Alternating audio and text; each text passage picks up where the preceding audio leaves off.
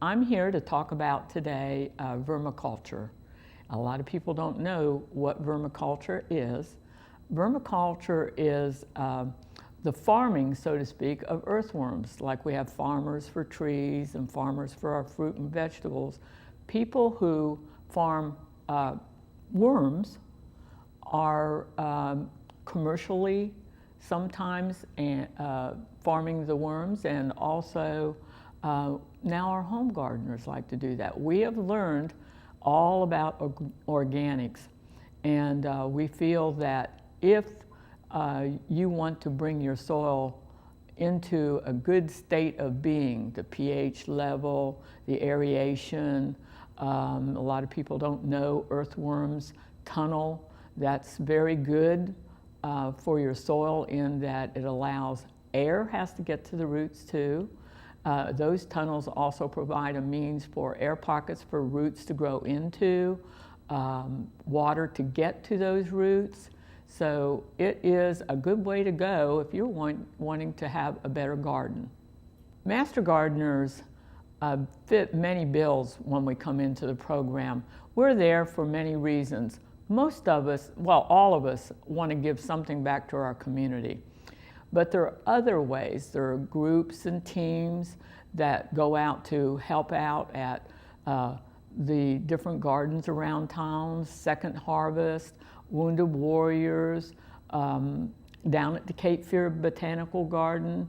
There may be some places such as senior citizens buildings, and we go out to them and assist them in making raised beds or raised tables, help with any problems that they may have in regard to horticulture. To build you an earthworm bin, I recommend the smallest, to build a bin to begin with. That's how I did it, and I learned a lot from it. It can be anywhere from free to, at the time it cost me, by the time I ordered my worms and everything, about $120. And, but now you can go up into bigger bins, of course, and you can spend as much as you want to do. I recommend trying to keep it more as close to the free side as possible, so that you won't feel, in case you don't succeed, that you don't want to do this and you're not losing a lot of money. If I were going to start out, I would start with a smaller bin, like one of those bins that we have for storage.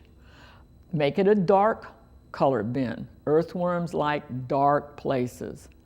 Then you've got your bin, and you've created maybe a hole in that bin, and you're going to cover it with a screen. You can glue it on there, a lid, a proper fitting lid. You don't want them to get away in case something isn't right. They will crawl out. There's a water component. An earthworm is made up of about 90% water. They need moisture, but they can drown. They breathe through their skin. So you want to keep it at you squeeze out newspapers. I would recommend, if you get the Fayetteville Observer, the black and whites, because that is a soybean ink base and very healthy. I don't really recommend the red and the colored dyes. Just like you don't want to eat a red dye product, you don't want your earthworms to do that too. And remember that you're going to release their castings into your garden. You want to think about everything that you fed them was healthy as you could keep it, and it's going into your garden and it's going to make you healthy. So cost can be as nominal as what you want it to be. If you have that bin already around the house or a small container, I started off with some wood scraps that my husband had and had him build me a wooden box. And then I found something that I started teaching about them, so I needed something to travel with. And I got I call it the Worm Motel. It's stacked and it's in layers. And that way I can separate my worms to teach people about them. But also it's great show and tell.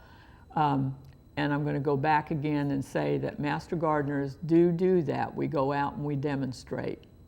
There's always something every year in the gardening year for all of us that we have to address. But on the earthworm side, both the red wigglers for my kitchen waste and the night crawlers through composting, the brown and green composting. And by the way, you will not have to buy worms for that.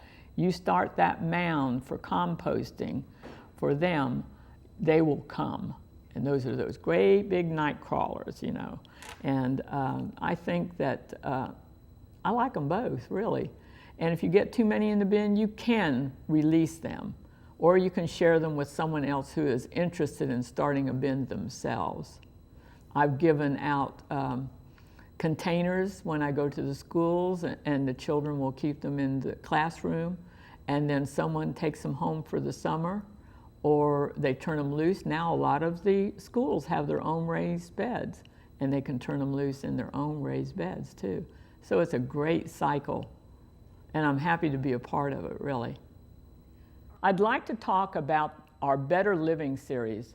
We're going to be having one in the month of May 24th, and that is on container gardening, and everyone is interested in container gardening.